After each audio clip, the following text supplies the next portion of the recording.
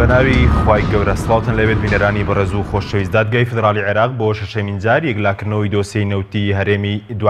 دواخستنی دۆسیەکە لە کاتێکدا تاکو ئێستا حکوومەت هەرێمی کوردستان بە ڕوونیەوەی نەخستۆتە ڕوو ئایا پابەندی یاسای بودجە دەبێت و نەوت تەسلیمی بەغداد دەکات یاخودنا. بە میواندەرێک لە بەڕێزان لە ستودیۆی سەرەکی دکتۆر غالب محەممەد ئەندامی لیژنەی نەوتۆغازی پەرلەمانی عێراق هەروە لە هەولێرەوە مامۆستا سەلیم شوشکەیی سەرۆکی فراکسیۆنی کۆمەڵی ئیسلامی لە پەرلەمانی عێراق تاوتویان پرسە دەکەین. سەرەتا راپۆرتێک دەبینین.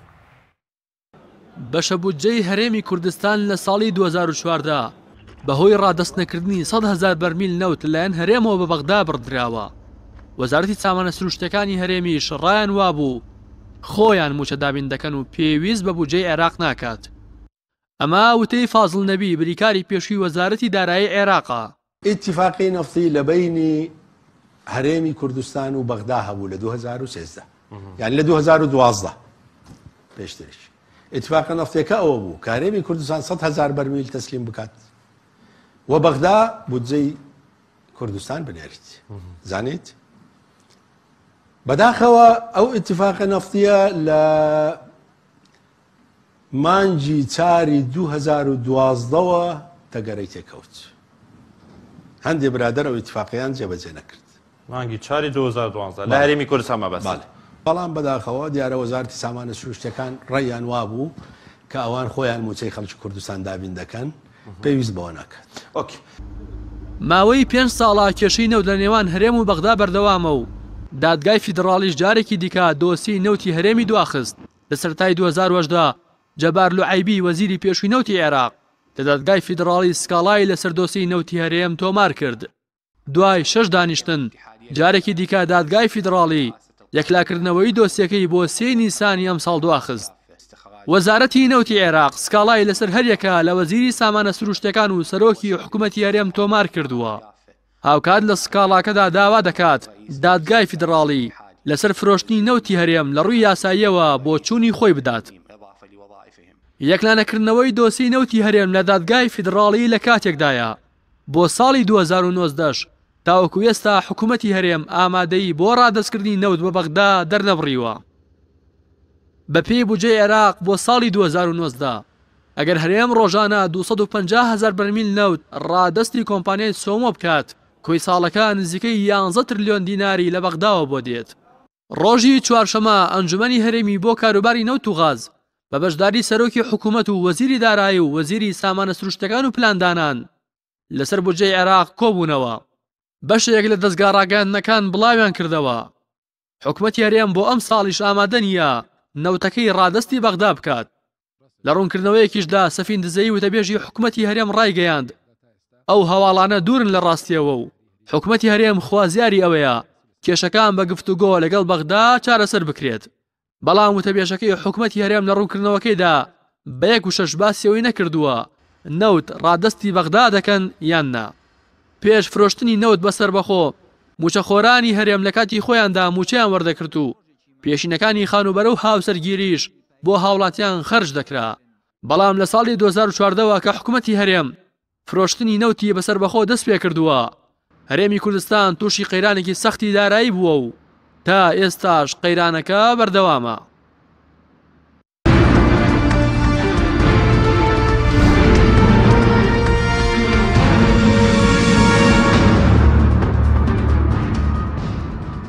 جارێکی تر سڵاوتان لەبێت بینەرانی بەڕێز سوپاس بۆ میوانەکانمان کاک دکتۆر بەخێر بێن سەرتا لە بەڕێستانەوە دەست پێ بکەین بەرلەوەی کە بچین سەر مەسەلەی نەوت لە دادگای فێدرالی و موچەی فەرمانبەران لە بەغدا دەمەوێت سەرنجی بەڕێز بزانم دوێنێ پێنجەمین راپۆرتی کۆمپانیای دیلۆیت لەسەر نەوتی هەرێم لە مانگی 7 و 8 و 9 2018 بڵاو کرایەوە دەربارەی شەفافیت. ڕاتان چی لەسەر ئەم راپۆرتانە؟ بەڵێ سڵاو لێەوە و لە بینەرانی خۆشەویستان تەبعاً دەبێ بزانی ئەم راپۆرتانەی دیلیۆت بۆ ئەوەیە کە بەڕاستی دەیەوەجی هەرێمی کوردستان حکوومەتی هەرێمی کوردستان جوان کاتەوە بەڵام بەداخەوە هەدادێت وەجی ئەم حکوومەتە ناشرین دەبێت حکوومەتێک بۆتە حکوومەتێک کە بەڕاستی لە داهاتە ناشەفافە لە نەوتە ناشەفافە لە خزمەت گوزاریە ناشەفافە لەگەڵ هاوڵاتیەکانی. ئەگەر دراسەیەکی بکەین بەو ڕقەمانەی کە دیلیۆت دوێنێ بوو ئەمڕۆ بۆ بڵاوی کردوتەوە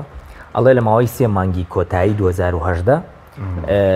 تقریبا 35 ملیۆن و نیو بەرمیل نەوت فرۆشراوە پارەکەی کاتە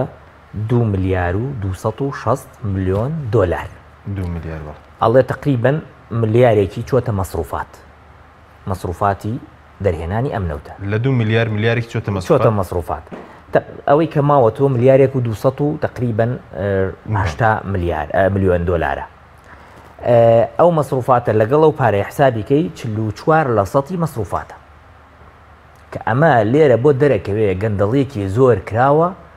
لە مەسروفاتەکەی بۆ من نمونەیەک دەدەمێ حکومەتی عێراقی ئەمە لە بودجەی ئەم ساڵە 93 تریلیۆنی داهاتەکەی نەوتە بەڵام مەسروفاتی نەوت 12 تریلیۆنە یعنی 11 لە سەدە باشە ئێستا نەوت لە هەرێمە 14% مەسروفاتی هی حکومەتی عێراقی 11 لە سەدە ئێمە بۆ 11 ڕازی نین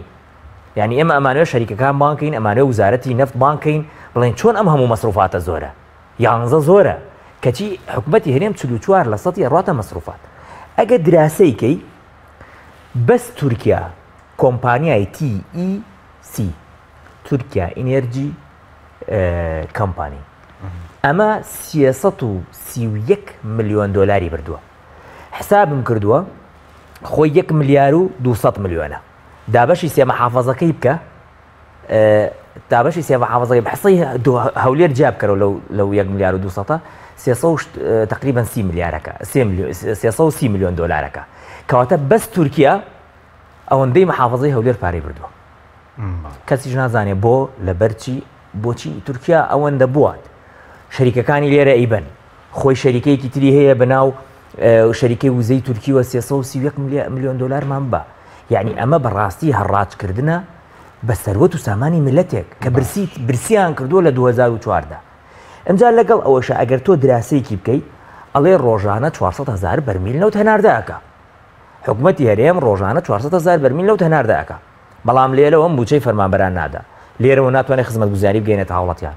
لێرەوە بە درۆوە دەڵێ 15 ساعت کارەبا زیاد دەکەم بەڵام من نازانم من ئێستا لە ماڵاتم کارەبا نەبوو لە دوێنێەوە باوەڕ ناکەم 10 ساعت کارەبام هەبێ باشە ئەمە لە سلێمان ناو شاری سلێمانیە وابێ ئەی لە لادەکانە چۆنە بێ لە قەزاکانە چۆنە بێ لە ناحەکانە چۆنە بێ کەواتە ئەم حکوومەتێکی وەجهێکی درۆزنەی هەیە لەگەڵ هاوڵاتیەکانی خۆیان داهات و سەروەت و سامانەکەی بردووە و کەسیش قسە ناکە یعنی من دوو بابەت هەیە لە پێرەوە دراسەم کردووە یەک نەفەرم نەبی نەدا پەرلەمانێکم بینی نە فراکسیۆنێکم بینی لە پەرلەمانی کوردستان بابەر بە ئۆپۆزیسیۆنەوە بۆی حەزەکە بچێتە حکوومەتەوە بۆی لە حکوومەتایە بۆی ئەوێ دەرچێت لە حکوومەتەوە بۆی خۆی ناو ئۆپۆزیسیۆن بە هەمویان لەسەر دوو بابەت قسەیان نەکرۆ کە گەورەترین بابەت لەسەر چی قسەیان یەکەم ئەم لیژنەی باڵای نەوت و غازە کۆبۆتۆ یەک بڕیاری داوە پارەکەی لە بانکی کوردستانەوە وەرگرتۆ دایەتی ئارتی بانکی کوردستانی نێچیروان بەرزانیە ئارتی هی پارتیە ئەو بانکە هی نێچیرە بەی خۆی تەنیا ئەڵێ چی ئەڵێ لە بەرەوە بانکی کوردستان گەندەڵی جیایە و نازان پارە ئەبرێت زۆر بە هەدەرادرێت درراوە بە ئارتی شەری خۆیانە باشە بەس ڕوون بێنیمەوەست لەوە چێنی پارەی نەوت پێشتر پارە نێوتی کوردستان دادە ناو بانکی کوردستان کە بانکێکی ئەهلیە نابێ وابێ نابێ بەنگی ئەهلی 50 ملیۆن دلار قانجاز بکە لە داهاتی نەوت بەڵام هاوڵاتیەک لە گەرمیان ڕۆژانە 40,000 بەرمیل دەرەکرێ دووکەڵی ژینگەکەی پیسی کردووە دینارێک ئیسیفادە ماگانە 50 ملیۆنی نزیکەی 50 ملیۆنی قازانج بەڵێ ئێستا گۆڕاوە لە ئەوێ بۆ کۆمپانیایەکی تر دۆلاریان دۆلار ئێستا لەوێ گۆڕاوە بۆ بانکێکی تر ناوی ئارتیە ئەم ئارتیشە هەر نازانم تازە داهات و نازانم چی ئەباری هی پارتیە ئەمە یەک شتی تر هەیە زۆر مهم سەیری یەکێتی و پارتیکە هەمومان وامانەزانانی لەسەر کەرکووک و مەحافەزەی کەرکووک شەڕە بەس بۆمان دەرکەوتنەوەڵە لەسەر نەوتی کەرکووک شەڕەکەیە پارتی بەڕاشکاوی ئەڵێ من وازە ئەهێنم ئەگەر تۆ بیری حەقلی ئاوانە بای حەسەنم بیتێ باشە بەس دکتۆر ئەمە زانیاریە ینی لەکوێ زانیاری بێ هەرچی بێ خۆ ئەبێ ئەندا پەرلەمانەکان بە دوواداچوونی بۆ بکەنیانی ئەبێ لایانی پەیوەندیدار قسە بکە ئەبێ ئەو حیزبانەی تر کە دەرەوەی پارتیوێکێتی قسە بکەن لەسەر ئەم بابەتە بۆ کەسیان قسە ناکەن وتوێتی ئەگەر بیرناوتی کوێم تەسلیم بکەیت بە پێ و زانیارای کە لە مەجموعەیە سایتی ڕسمی بڵاو بۆتەوە ئەڵێت وتوێتی مەحافەزی کەرکووکەوە داینن بەڵام من واز لە بەس نفتی ئاوانە بای حەسەنم بنێ ئەمە پرسیارە دوو پرسیار دروستەکە لە مێشکی ئەمەیە یەکەم ئەم نەوتە کەیدار ئێستا لا یەکێتیەوە داوایەکە داهاتی نەوتی کەرکووک بۆ یەکێتیە ڕوە ئێمە پرسیارە ئەم بە یەک دوو یعنی پارتی وازێ هێنێ لە کەرکووک و ئەم هەموو شیعاراتە قومیە چێ بەسەر ئێمەی فرۆشتووە لە چەندین ساڵە بۆ نەوتی کەرکووک کەواتە شەڕی نەوتی کەرکووکە شەڕ ئەوە نییە کە تۆ بێ مەحافظ لە چێ بێ و خەڵکی کەرکووکی داما و گیری کردووە بەدەست ئەو مەحافظەوە کە ئێستا لەوەیە مەحافزێکی شۆڤێنیە بە دڵی خۆی قوانینەکان تەطبیقەکە بەڵام هەموو لایەنەکان هاتوونەتە دەرەوە لە مەعاتلە کەس باسی کەرکووک ناکە کەس باسی نەوتی کەرکووک ناکە کەس باسی بەهەدەردانی نەوتی هەرێمی کوردستان ناکە لەبەر ئەوە دەبێت هەموو لایەک قسەیان هەبێ ڕەئیان هەبێ بەڕاستی ناکرێ من وازم لە یەکێتی و پارتیە ناوە بەکانی دەرەوە یەکێتی و پارتی بە هەمویانەوە بەوەی کە ئێوە بچێتە حکومەت بەوەی کە لە حکومەت هاتۆ دەرەوە بەوەی کە خۆی بە ئۆپۆزیۆن دانا بۆی تازە بۆتە ئۆپۆزیۆن ئەمانە هەمویان کوان بۆ قسە ناکەن لە مەعادلانە کەسێکیان یەک گوشەی وت لەسەر دینیوت ئەو هەموو خۆداهاتی ئێمە هەمووی سەتا ئەگەر هی عێراق سەتا نەوەتی لەسەر نەوتە هی هەرێمی کوردستان سەتا نەوەت و سێشی لەسەر نەوتە ئەی بۆ کەس قسە ناکە لەسەر دکتۆر بە کورتی دوای چینە لای مامۆستا ینی بەرهەمێنانی نەوت ئەوەندەی دەوێت لە کوردستانە لە سەدا 44 نەوتەنا بۆ خەرجی بەرهەمێنانی نەوت بێ قورسە هاوڕێگە شەریکەی BMW بێنینە هەرێمی کوردستان مەسروفاتی 44 میلیۆن ناکە 44 لە سەد ناکە ئەنی کە خۆی دروستی دەکە کە خۆی دروستیەکە ینی نەوت تۆ دەریهێنی تۆ ئیفرۆشیت دروست ناکە نە دروست دەکرێ و نە هیچ ئەڵێم پێت مەسروفاتی عێراق 11 لە سەدە ئێمە کێشەمان هەیە ئەڵێن زۆرە ئەو 11 لە سەدە دەبێت کەم بکرێتەوە دەبێت کەم بکرێتەوە بەڵام ئەم مەسروفاتانە بۆ چیە با من ڕوونی کەمە بۆت بۆ نمونە کۆمپانیای کارە ئیگوازێتەوە هی پارتی دیموکراتی کوردستانە ئەوە بەشێکی زۆری پارەکەی بیت بۆ نمە دەیان کۆمپانیا یەکێتی هەیە بە ناوی قەیوان و نۆکان و وزە و نازانم ئەلەند و نازانم چنارە و نازانم هەر یەکوی مەسوولێکە ئەمانە هەمووی لە یەکێتیە پارە ئەخوا هەمووی خەڵک کۆکاتەوە باوەڕەکەی لە حەقلی وا هەیە کلاشنکۆف دراوە بە ئیجار لە حەقلەکە وتیانە دەم ئەوەنە وەرەقە بێبی مانگانە بۆ کلاشنکۆفێک باوەڕەکەی لە کۆرمۆڕە لەوە چه دوو جا پارە سەرف کراوە بۆ ڕێگەوبانی کۆرمەر تا ئێستا جادەگەی کۆرمەر تا حداگەنەکە بتوانێت ئێستا بە کۆرمەڕ هاتوو چۆ بکە کە ئەو کۆرمۆڕە ڕۆژانە 340 میلیۆن پێسەجا غاز بەرهەمهێنێ کە تەولیدی کارەبای هەموو کوردستان لەسەرێتی 72 لادێ لە چەمچەماڵە کارەبای نییە کاکە 72 لادێ لە چەمچەما تۆ سەیرە مەکە لە پاڵی خۆتە کارەبا تەولید بکرێ بۆ هەموو عێراق هەموو هەرێمی کوردستان عەفو بەڵام لە پاڵی تۆ لادێکان خۆت کارەبای نەبێت سپاس دەکەم دکتۆر دواتەگەڕێم بۆ لای بەڕێز لەسەر پرسەکانی کەش قسە دەکەین بەڵێ دواتر دەچینە لای مامۆستا دیارە ئامادە نیە ئی سەبارەت دکتۆریان سەبارەت بە قەرزەکان ینی زۆر جار باز دەکرێت لەو راپۆرتانەی دیلۆیت قەرزەکان ینی قەرزەکان هەر تەواو نەبوون دوای 4 ساڵ لە فرۆشینەوەتە خۆی ئەمە مەوزوعە ینی یەکێک بە دڵی خۆی قەرزەکای سەبوون و منە نێچیروان بەرزانی تا سەرۆکی حکوومەت بوو ئێستاش وازەما سەرۆکی حکوومەتە بە دڵی خۆی قەرزی کردووە کەس نازانێت بۆ کێکە قەرزورە ئایا لە خۆی قەرزی کردو بۆ ئێمە چەندێک قانجازی کردووە خۆی نێچیروان بەرزانی خۆی چەندێک قانجازی کردو لە معادلە کەس نازانێت یعنی قەرز بە پەرلەمانە بێ بزانێت چەندێک قەرزەکەی چەندێک فائیدەکەیەتی لەکوێ سەرفەکرێ کاکە گیان ئەمانە ئەگەر هەر نازانن با بچن سەیری بودجێ عێراق بکەن بۆی تۆزە شارەزا پیا بکەن بزان چۆن قەرزەکەن و چۆن سەرفەکرێ بودجەی عێراق بنووسراوە ئەگەر $10 قەرز کرابێ نووسراوە $10 لە فڵان شوێن قەرز کراوە و بۆ ئەم بابەتانە بەکاردێ بۆ کارەبا لە فڵان شارە لە فڵان ناحێ لە فڵان شارە بۆ ئەو مەوزوعە ئیتر سەرفەکرێ سەرف ناکرێ من کێشەم نییە ینی ئەوە کێشەی گەورەی ئەوە دوای ڕقابە ئەبێ بە دوواداچوونی بۆکە بەڵام ئەم هەموو قەرزەیان کردووە بە ناوی قەرزەوە ڕۆژ $100 میلیۆن مانگی $200 میلیۆن لە پارەی داهاتی نەوت ئەبەن و دوای ئەوە بە ناوی قەرزەوە کەسیش نازانێت لە چێ کردووانە بەس من پێم وایە ئەمە لە خۆیان قەرزیان کردووە و بۆ خۆیانیش ئەگەڕێتەوە یعنی خۆیان بۆ بوون خۆی فائیدەدا ئەنات ئەگینا کەسێک هەیە وڵاتێک کاولکە کەسێک هەیە تۆ وڵاتێک لەسەر تەکید دەرهێنانی نەوت بوو بە کاولکاری لەسەر ئەم وڵاتە خەڵکمان برسی کرد مۆزەفمان بێپارە کرد شەریکاتمان مفلس کرد زیاتر لە 150 وەبەرهێنمان وا لێ کرد کە ئێستا قەرزەکات ئەمە زۆر خەتەرە بۆ مجتەمەعێک کە تۆ نەوتیش دەربکەی و داهاتی ناوخۆ زیاد بکەی و تاکس زیاد بکەی بەسەر وڵاتیان لاخرجە پارێ سپاس دەکەم دکتۆریان دەتەگەرە بۆ لای بەڕێز مامۆستا زۆر سپاس بۆ بەڕێزیشتان دەمەوێت سەرنجی بەڕێز بزانم لەسەر مەسەلەی ئێستا دوای لەسەر مەسەلەی موسەش قسەکەین بەڵام سەبارەت بە مەسەلەی دۆسیە نەوت لە دادگای فیدرالی عێراقا هۆکارەکەی چیەوە شەشەمین جارە کە ئەم دۆسیە دوا دەخرێت ینی دادگا بۆی دوای دەخا بۆی هەرێم و بەغدا لەسەر مەسەلەی نەوت ڕێک بکەون بسم الله الرحمن الرحیم سلااو ڕێزم بۆ بەڕێست و بۆ دکتۆری بەڕێز و بۆ هەموو بینەرانی کەناڵی ئاسمانی پەیام لە ڕاستیدا بابەتی دادگای فیدرالی عێراق شتێکی نوێ نییە و بۆ چەندەمین جارە ئەو بابەتە دێتە سەر باس و خواست و لە پاشان دوا دەخرێ بۆ کاتێکی دیکە من پێم وایە دادگای فیدرالی عێراق لەو بوارەدا بە سیاسی کراوە شتەکەش ڕوون و ڕۆشنە زۆر جار ئێمە وەکو زانیاری لامانە کە دادگای فیدرالی تێکەڵ بە مفاوەزات و گفتوگۆی نێوان هەرێم و بەغدا دەبێت وەکو کارتێکی فشار لەسەر هەرێمی کوردستان ئەگەر بێت و هەرێمی کوردستان ملکەت نەکا بۆ داخوازیەکانی بەغدا ئەو کاتە دادگای فیدرالی عێراق بەکار دەهێنرێ وەکو کارتێک و بڕیار دەردەکا و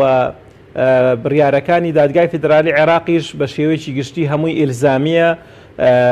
مافی تەمیزکردنەوەی نییە و هەمووشیان دەبێت جێبەجێ بکرێ بەو شێوەیە ئەگەر بێت و ئەو کارتە تا ئێستا هەموو جارێ وەکو هەڕەشە بەکار دەهێنرێ تاوەکو بتوانرێ ئەو دوولایەنە بگەێنێ یەکتر بەتەکید لە نەتیجەدا ئەو ڕۆیان سپەی دادگای فیدرالی عێراق ئەگەر هەرێمی کوردستان لەگەڵ بەغدا لە چوارچێوەی دەستوردا نەتوانن ڕێکەون بێگومان دادگای فیدرالی عێراق مووقیفی خۆی وەردەگرێ و بڕیاری خۆی دەردەکا و هەرێمی کوردستانیش ئەو کاتە پەکی دەکەوێت چونکن بە پێی یاسا ئەو محکەمەیە کە گەورەترین دەسەڵاتە لە عێراقدا و مافی ئەوەی هەیە کە بڕیار لەسەر هەرێمی کوردستان دەربکە و لەسەر هەموو پۆستەکانی عێراق هەموو پۆستە سیادەکانی عێراق بڕیار دەربکە و چۆن دڵە پلەیەکی سیادی گەورەی هەیە ئەو کاتە هەرێمی کوردستان دەبێت پابند بێ پێیەوە و هەر وڵاتێکیش کە مامەڵەی یاخود گرێبەستی نەوتی لەگەڵ هەرێمی کوردستاندا کردووە هەمویان دەکەونە ژێر پرسیارەوە و دەبێ هەمویان دەست لەو مامەڵەی هەڵگرن بۆیە حکومەتی هەرێمی کوردستان داوای کردووە کە ئەو بابەتە دوا بخرێ بۆ کاتێکی دیکە تا حکومەتی هەرێم تەشکیل دەبێ وەفد دەچێتە بەغدا و گفتوگۆ دەکەن و دەگەن بە یەکتر لە سەردانەیەک لە دوایەکەکانی ئەوانەی کە معنین ئەوانەی کە دەستیان دەڕوە ئەوانەی کە بەرپرسی یەکەمن لەو مەلەفەدا پێیان ڕاگەیاندون ئەگەر بێت و ئێمە لە هەرێمی کوردستان حکومەتمان بۆ تەشکیل ببێ و بزانین چەند حیزب دێنە ناو حکومەتەوە و لە پاشان وەفدی حکومەت دەچێت بۆ بەغدا لەسەر بڕی لەسەر تەنفیزکردن و چۆنیەتی جێبەجێکردنی موازنەی 2019 دەبێت ڕێکەون چونکە بڕیارێک دەرچووە بەڵام تا ئێستا تەنفیز نەکراوە دەڵە سەرەتای مانجی سێ دێ بەڵام چۆن دێ ئەو پێویستی بە حکومەتی نوێی هەیە کە لەگەڵ بەغدادا جارێکی گفتوگۆ بکە و ئەگەر هات و حکومەتی هەرێمی کوردستان نەهاتە ژێربار بە تەکید لە سەرنجام محکەمەی ئیتیحادی مووقیفی خۆی بەڕوون و ڕاشکاوی ڕادەگەێنێ بەڵێ بەس بە بۆچوونی بەڕێزت هۆکارەکەی چێکە مادەمەگەر بەرژەوەندی خەڵک لەوەدایە بۆچی نەوتەکە تەسلیمی بەغداد ناکرێ بۆەوەی کە کێشە لەگەڵ بەغداد چارەسەر بکرێت بۆچی نەوت ڕادستی بەغدا ناکرێت ئەوە پرسیارێک کە بەڕاستی ڕۆژانە خەڵک ئەوە دووبارە دەکاتەوە هەموو تاکێکی کورد یعنی ڕۆژانە و پرسیانە لە یەکتر دەکەن ئەگەر وا مەسلحەتە وا بەرژەوەندیە باشە بۆچی ئەو نەوتە ڕادستی بەغدا ناکرێت بۆی خەڵک ڕۆژ چی دیکە هەواڵی بەپەلەی موچەی فلان وەزارەت و فلان دەستگا و فلان بنکەیە نەخوێنێتەوە و هاوڵاتیان کە تا ئێستا بوونە قوربانی یەکەمی ئەو ململانێ سیاسیانەی کە لە بینی بەغدا و هەرێمی کوردستاندا دەگوزارێ بۆی ڕزگاریان بێت چی کە هاوڵاتی نەبێتە بە تایبەتی موچەخۆران نەبنە قوربانی ئەو ململانێ سیاسیە ناتەندروستەی لە مابینی هەرێم و بەغدادا دەکرێت بۆچی نادرێ هەرێمی کوردستان تا ئێستا خۆی وا دەبینێ کە نەوتی خۆی بۆ خۆی ڕادەستکاوە ئەو هەمبیرە نەوتەی کە تا ئێستا نەکراونەوە وە زیاتر گرێبەست لەگەڵ شەریکاتی گەورەدا بکە پێی وایە لەمەودا دەتوانێت هەنگاوی گەورە بنێ و سەربەخۆی ئابووری خۆی ڕابگەێنێ بەڵام بیرمان نەچێت سەربەخۆی ئابووری لە هەرێمی کوردستان هەروە ئاسان نییە چونکە پێویستی بە دەستکاریکردنی دەستور هەیە دەستوری عێراق ڕێگەن نادا هەرێمی کوردستان بە سەربەخۆی ئابووری ڕابگەێنێ بۆ چونکە لە دەستوری عێراقدا ئەوە ڕوون کراوەتەوە کە هەموو هەرێمەکان هەموو محافەزەکان یاخود ئەوەی کە لە هەرێمێکدا ڕێکخراوە کە مەبەست پێی هەرێمی کوردستانە چەند شتێکی ئیتیحادین یەک لەوانە نەوتە و مەنافیدی حدودیە و داهاتە ناوخۆیەکانن ئەوانە داهاتی ئیتیحادیان پێدەگوترێ واتە دەبێت بگەڕێتەوە بەغدا جارێککە لە بەغداوە تەوزیع بکرێتەوە بەسەر هەموو محافەزەکانی دیکەی عێراقدا ئەگەر بێت و هەرێمی کوردستان موسیر بێ لەسەرەوە دەبێت لە لایەکی دیکە هەوڵیەوە بدا دەستوریش معادلە بکرێتەوە، دەستوریش تعدیل بکرێت، دەستوریش پێداچوونەوەی بۆ بکرێت. بەڵێ ئەوەی کە ئێستا هەرێمی کوردستان لەسەری موسیر ڕەپەی وایە کە بەو شێوە قازانجەتی، بەڵام خۆمەوە ڕۆژی ڕوون دەیبینی کە هاوڵاتیان قازانجیان نەکردووە لەو شتا. خەڵک موچەی براوە، خەڵک نانی براوە، خەڵک یعنی هەموو کەرتەکان تووشی قەیرانی گەورە بوون. دەتوانم بڵێم ئەو شێوازە مامەڵەی هەرێمی کوردستان لەگەڵ بەغدادا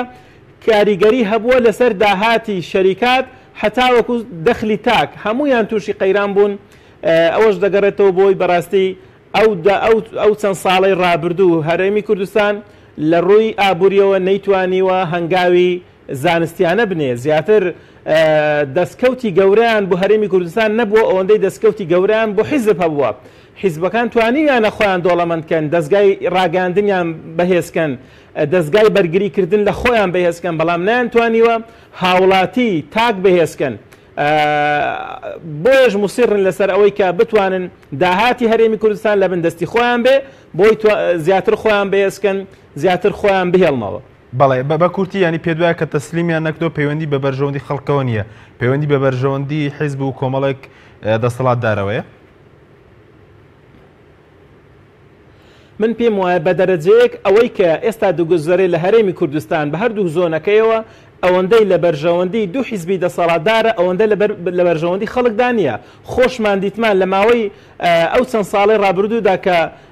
هاوڵاتی باجی ململانێ سیاسیەکانیدا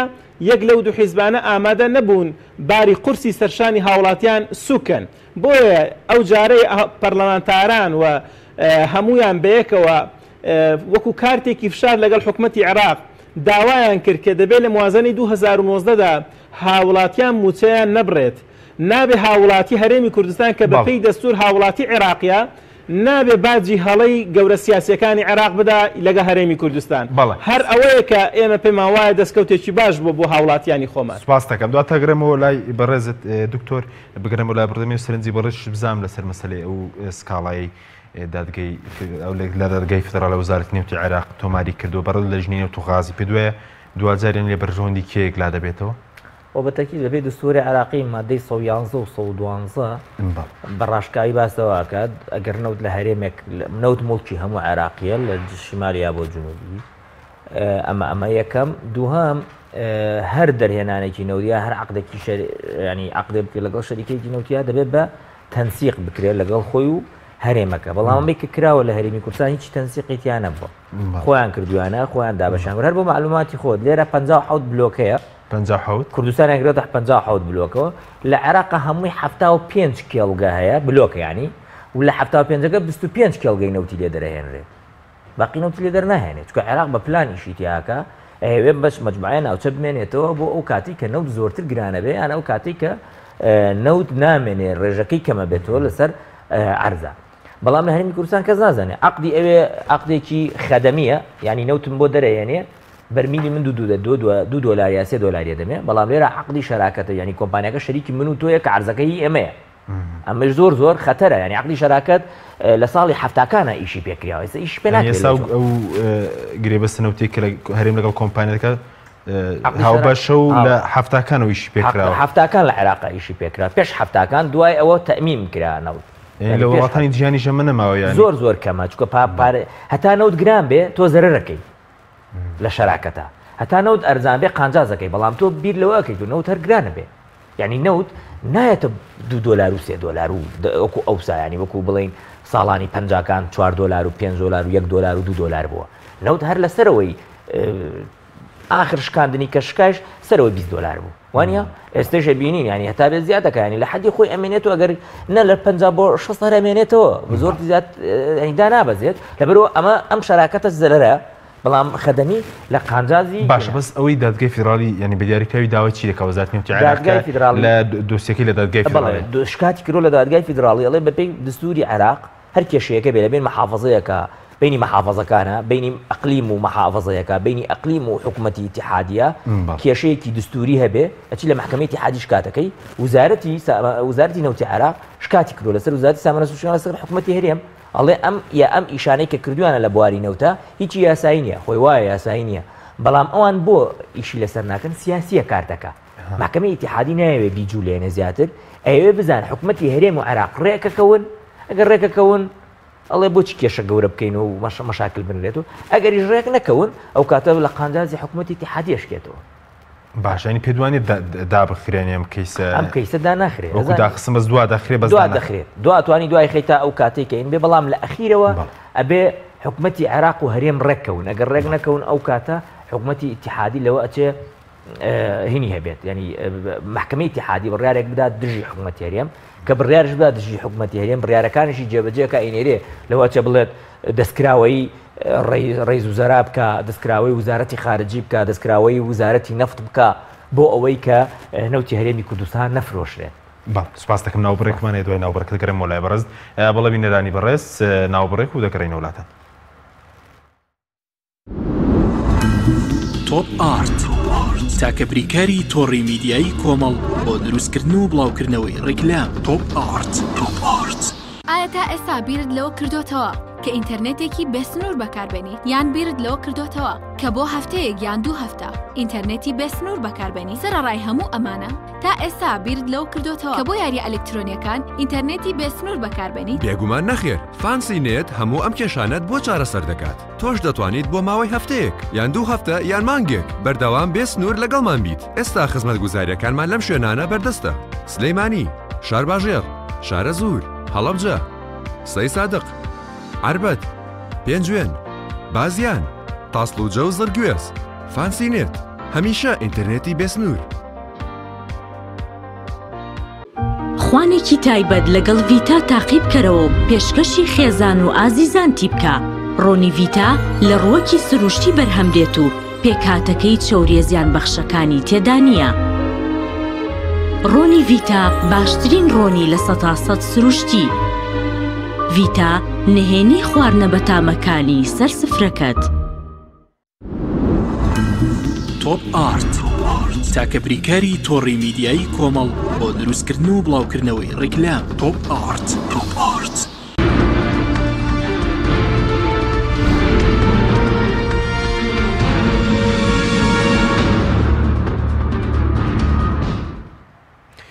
جارێکی تر سڵاوتان لەبێت بینەرانی بەڕێز دکتۆر سەبارەت بە دەمەوێت بەنهێنی تەسلیم نەکردنی نەوتیش وە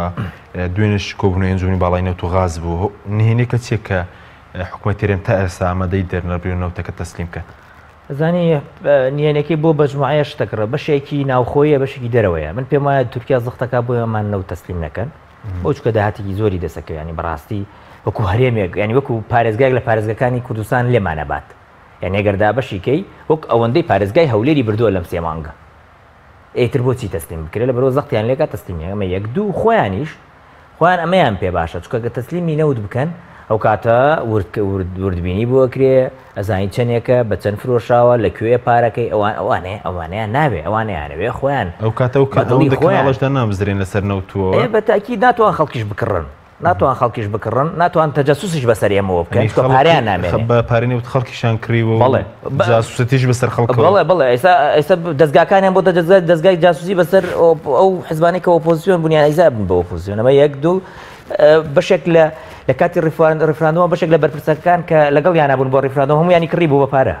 هەمویانی کڕی بوو بە پارە کاکە ئەو بەشێک لە ناو حکوومەتە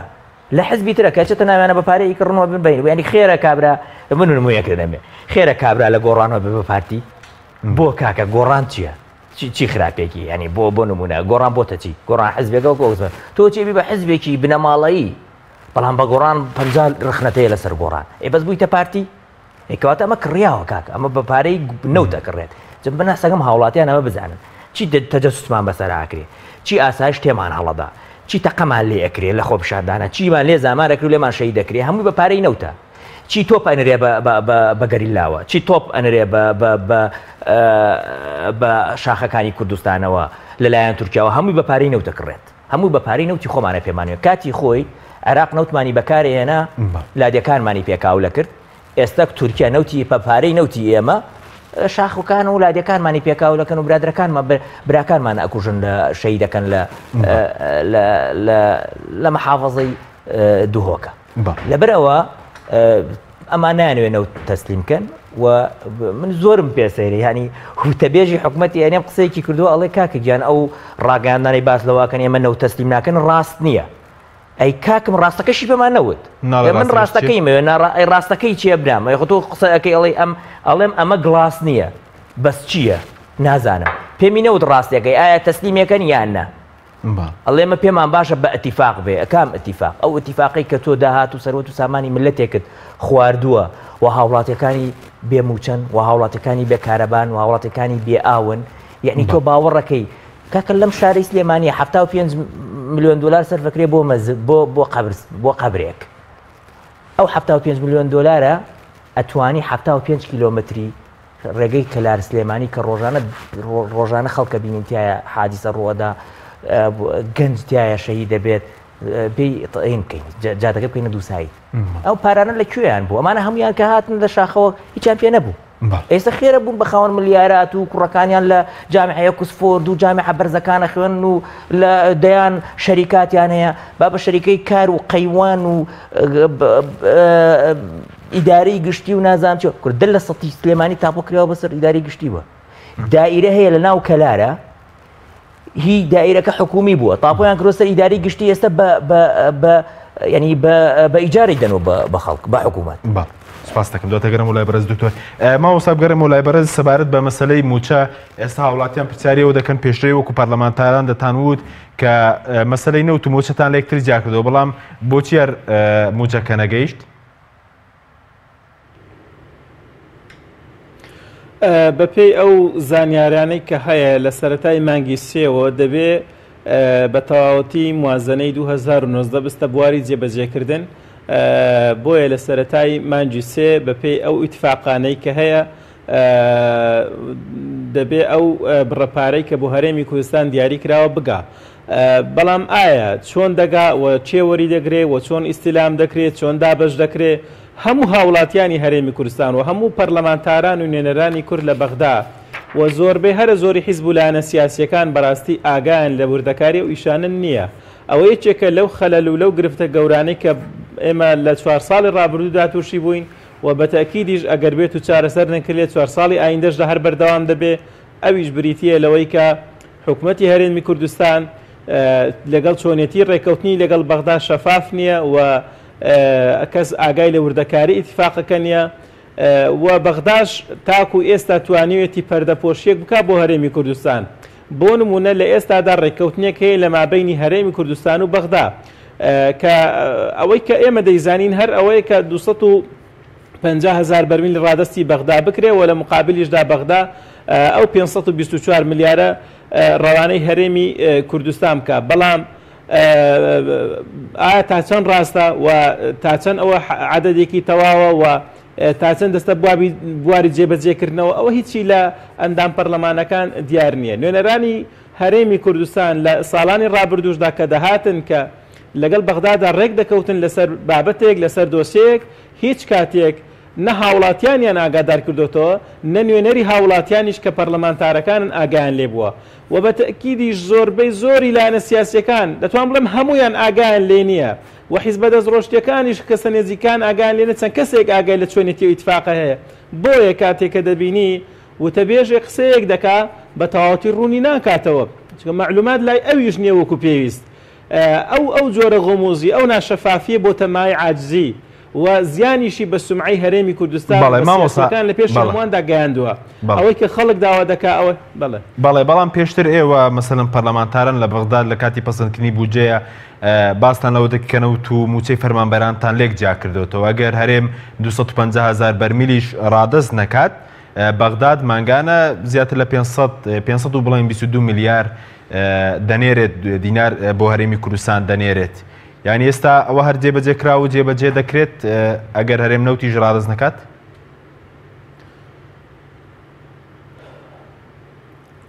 ئەوەی کە ئێمە بزانین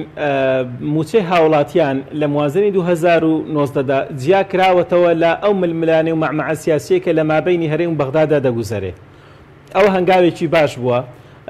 بەڵام ئایا ئەوە تا سەر دەبێ ئەوە تا سەر نییە خۆی ئەو اتفاقە هەموو موازنەیەک بۆ 1 ساڵ جێبەجێ دەکرێت ئەوەی کە ئێستا کراوە تەنها بۆ ساڵی 2019ە وا وردە وردە ئێمە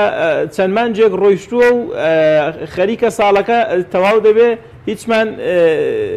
لێ دیار نییە بەڕوونی و ئەگەر بێت و حکوومەتی هەرێمی کوردستان تا تەشکیل دەبێت و تا ئەو دوولایەنە لەسەر کێشە و منسەبی سیاسی و پشک پشتێنەی بینی خۆیان دەگەنە یەکتر و تاوەکو نوێنە ڕەوانەی بەغدا دەکەن چەند مانگێکی دیکەش دەڕوا ئەگەر وابێ بۆیە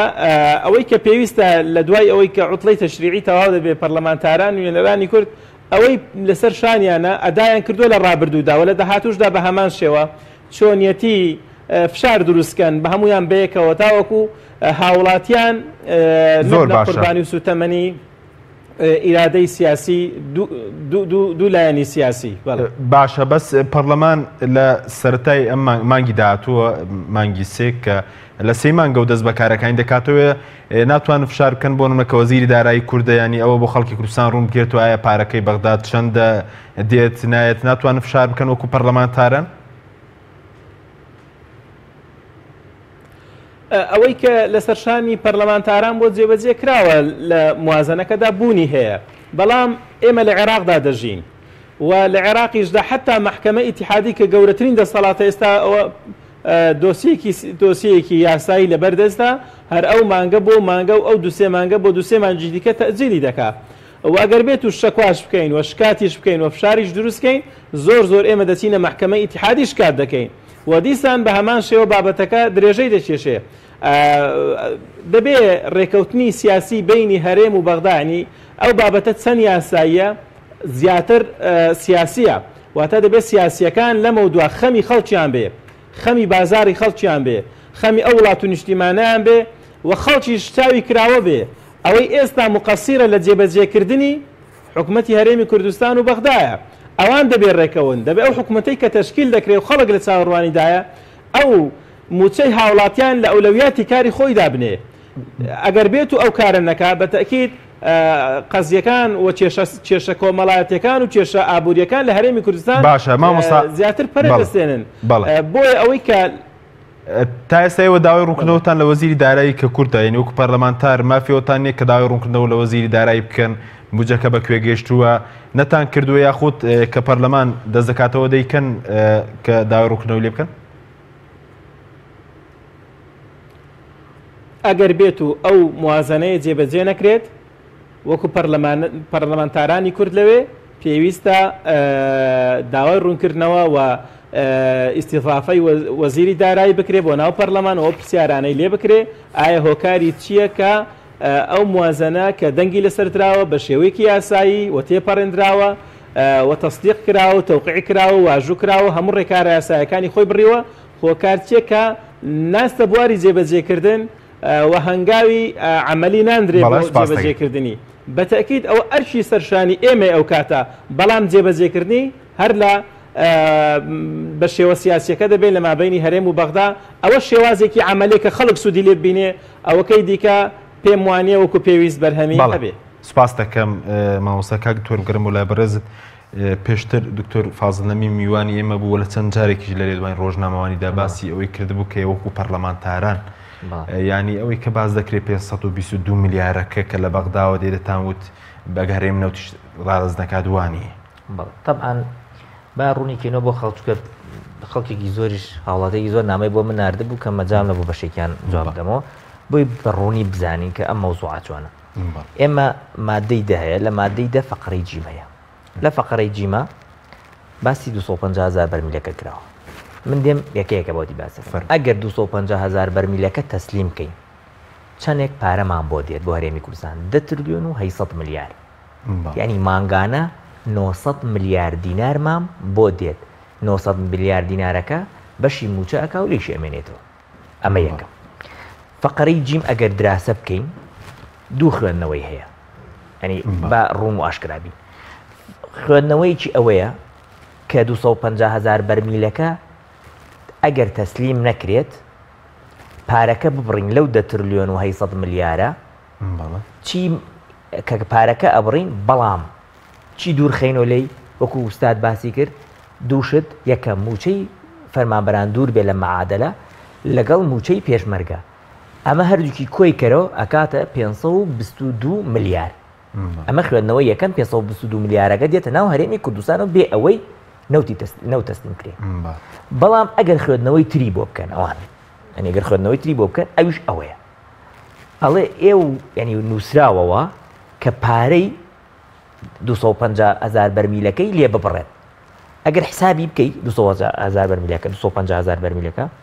ئەوان 250,000 بەرمیل لە ڕۆژێکە کە ڕەتی سی بکە کە ڕەتی 56 دلاری بکە بۆ 56 دلار بەرمیلی بە 56 دلار حسابکە لە برەوەمە 56 دلارماندانەوە لە بوجە ئەکاتە 420 میلیۆن دلار لە مانگێکە. بەڵام تحویلی کە بۆ دینار ئەکاتە 470 ملیار دینار. بەمەش ئەگەر ئەم پارە ببڕی لێی لە 900 ملیارەکەی کە وتم 10 تریلیۆنەکەیە 430 ملیاری ئەمێنێتەوە. یعنی ئەگەر حکوومەتی هەر عێراقیش تووڕە بکەین و پەرلەمانتارەکان بێن خوێندنەوەی تری بۆ بکەن و بیێن و بیبن 430 میلیارد دێتە ناو هەرێمی کوردستانەوە بێ ئەوەی کە نەوت تەسلیم بکرێ بە کاملی، داهاتی ناوخۆ تەسلیم بکرێ بە کاملی، داهاتی مەرزەکان تەسلیم کرێ بە کاملی. بەمە خۆی موچەی فەرمانبەران چنێکە؟ موچەی فەرمانبەران تقریبا 830 میلیارە. یعنی تۆ بە 400,000 بەرمیل بەم هەموو باجوور و سوماتی خستۆتە سەر خەڵک بە 25 مەرز کە لە بینی تورکیا و ئێران و عێراق هەرێمی کوردستانە هەیە نەتوانی 400 ملیار پەیاکەی موچەی فەرمانبەران بە ئیتر ئیشی تۆ چییە؟ یعنی بۆ ناوت حکوومەتی هەرێمە دایخە کلیلی لێرە بڕۆ ڕۆ بۆمان باشە. یعنی ئەوەی کە کاک فازڵ وتی ئەوە نییە ینی بڵێ تۆ بڵێ هیچ پارە نایە نا یان 900 ملیارەکە دێ یان هەموو تەسلیم کە 900 ملیارەکە دێت نەوتەکە تەسلیم 50,000 یان 520 ملیارەکە دێت 22 ملیارەکە دێ یان ئەگەر زۆر حکوومەت زەخت بکە و بینی هەرێم و حکوومەت تێک بچێ 430 ملیارەکە دێ. بە هەر سێکەیانەوە حکوومەتی هەرێمە توانێت موچەی فەرمانبەران بدات بە هەر سێ احتیمالەکەوە. لە خراپترین حاڵەتە ئەگەر هەرێم نەوتیش ڕادەست نەکات و هیچ ڕادەست نەکات ئەتوانێت موچەی فەرمانبەران بدا 30 میلیارد لە بەختاوە دێت ئەگەر ڕازگۆ بێت لەگەڵ خەڵکە. بەڵام ئەگەر بێت هەم لافیتەیەکم بۆ بێنێت و 2 ملیارەکەم بۆ حساب کا و گشتی بکاتە وەسڵ و بۆ میبێنێ بڵێ وڵا تەواو بوو پارەکە هەموماندا بە کۆمپانای فلان مەسول و کۆمپانای فلان مەسول و کۆمپانای فلان مەسول لە یەکێتی و کۆمپانای فلان مەسول لە پارتیا هیچ بۆ ئێوە نەماوەتەوە بەخوا تورکیای وەکو محافەزەیەک لێتانی بردووە 331 میلیارد ئێجا وەڵا ناتوانێت. ئێستا کاتی وهاتووە ینی پاشەکەوتەکە بە تەواوی هەڵبیگیر باز کوورە هەر پاشەکەوت ئەسڵەن ئەوەندە سیاسی ئەوەندە ئابووری نییە ئوستاد. ینی با ئینسان ڕاستگۆ بێ هەرێمی کوردستان ئەتوانێ موچەی فەرمانبەران بدا ئێستا ئەتوانێ بیدات. پارەکە لەکوێ مادە؟ پارەکە مەگە ناڵێن پارەکە 2 میلیار و ئەوەنەی کۆ کردوێتەوە هاتۆ 2 میلیارەکەی هەمووی کردوتە وەسڵ ئەڵێن نەما تەواو وە وەسڵ نیشانی هەمووی خەڵکیەدا ئەڵێن نەما کەسیش نە بە دوواداچوونەکە نە ڕقابە ئەکانە بڕوات بۆ نییە کە بۆی کەی موچەی فەرمانبەران بڕداوێ من بۆ موچە خۆکە کە هەر پێویست ناکە 2 تریلیۆنەکە 2 میلیار و ئەوەنەکە بکە دینار ئەکاتە 2 تریلیۆن و 500 میلیار دینار ئێوە موچەی فەرمانبەران نەدات هەروە موچەی فەرمانبەران نەدایتر پێویست ناکە باج لە خەڵک وەرگری کاکە تو حسابیکە. مروری سلێمانی 114 میلیار دیناری دەستکەوتووە محکەمە نازانم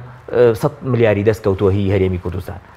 ئەم هەموو داهاتە لەکوێیە؟ ئەم هەموو داهاتە بۆ ناکرێتە جادەیەک بۆ ناکرێتە ڕێگەوبانێک پارە وەرەگیریە بە ناوی ژینگەوە پارە وەرەگیریە بە ناوی ڕێگەوبانەوە پارە وەرەگیریە کورە بە ناوی جادەوە پارە وەرەگیریە بە ناوی نووا ئەشکاڵ شتەوە. کورتی ئێستا کەی بوجەکە لە بەغدا پێشبینی ئەبێت 15 بۆ 7 مانگ ئەو پارە بێت. بەڵام ئەگەر بێتە هەرێمی کوردستان ئێمە ئەگەر ینی هەرچەند پێمان باش نیە ئیشمان بکەوێتە مەحاکم لەبەرەوە وەکو مەوەسە چییە؟ وەکو لەبەرەوە بکرێتە مەحاکم سکاڵات تۆمارکەن بەڵێ ئەگەر موچەی خەڵ نەدرێ وەزعی خەڵک باش نەکرێ من وەکو خۆم سکاڵە تۆمارەکەم لە محکەمەی ئیتیحادی دژ بە حکوومەتی هەرێم ینی حکوومەتی هەرێم حکوومەتێکە ناتوانێت ئیدارەی پارەکەش بدا ینی بەڕاستی. سپاس دەکەم مامۆستا زۆر بە کوردی خولەکێکیش بۆ بەڕێزت ئەگەر شتێکت مابێت لەسەر موچە زایدن لە کاتی ڕکلاین بەرنامەکە شەندێک باسی پارەی گەرمی جوتیارانیان کردبوو پارەی گەرمی جوتیاران لە بودجە تەسبیت کراوە ئەمساڵ بەپێی ئەوەی کە هەیە بەڵێ هەموو ئەو ساڵانەی کە کۆبۆتەوە لە ئیستحقاقی فەلاحین و شایستەکانی ئەوەی کە پێویستە بۆ جوتیاران کە چەند ساڵێکە کەڵەکە بووە و بەهۆی دیسان ئەوە بەهۆی خەلەلی هەرێمی کوردستانەوە بووە توانراوە لە موازنەی 2019دا ئەوانش تەسبیت بکرێ و بە تاکید لەگەڵ موازنەی لەگەڵ ئەو بڕەپارەی کە بۆ هەرێمی کوردستان دێ استحقاقی فەلاحینیش دێ بۆ هەرێمی کوردستان کە ئەوەش پێم وایە هەنگاوێکی گەورەیە. بەڵام لە کۆتاییدا پێم خۆشە ئاماژە بۆ شتێ بکەم، ئەویش بریتە لەوەی کە نوێنەرانی کورد لە بەغدا ئەوەی لەسەر شانیان بۆ ئەنجامیان داوە و هاوڵاتیان چاوکراوە بن بۆ ئەوەی فشار دروستکەن لەسەر حکوومەتی هەرێمی کوردستان تا ئەوەی کە لە ڕابردوودا بۆ جارێک کە دووبارە نەبێتەوە. ئەوەی کە ئێستا تاخیر بووە، ئەوەی لە ئێستادا کە دەیبینین پەیوەندی بەوەوە هەیە کە هەرێمی کوردستان و حکوومەتی هەرێمی کوردستان نەیتوانیوە تەشکیل بکرێت لە دوای ئەوەی کە چەندین مانگ تێپەڕیوە و ململانە سیاسیەکانی هەرێمی کوردستان کاریگەری هەیە لەسەر تاخیربوونی مفاوەزات لە بینی هەرێم و بەغدا. ئەوە هەموو بخۆی کاریگەری هەیە و دەبێت هاوڵاتیان ئەو ڕاستیانە وەکو خۆیان ببینن. سوپاس دەکەم، سوپاس بۆ بەڕێزان مامۆستا سەلیم شوشکەی سەرۆکی فراکسیۆنی کۆمەڵی ئیسلامی لە پەرلەمانی عێراق کە لەورێرە لەگەڵ مایەوە دکتۆر غالب محەممەد ئەندامی لیژنەی نەوتوغازی پەرلەمانی عێراق لە ستودیۆی سەرەکی. سوپاس بۆ بینەرانی بەڕێز، سوپاس بۆ هاوکاران، خواتان لەگەڵ.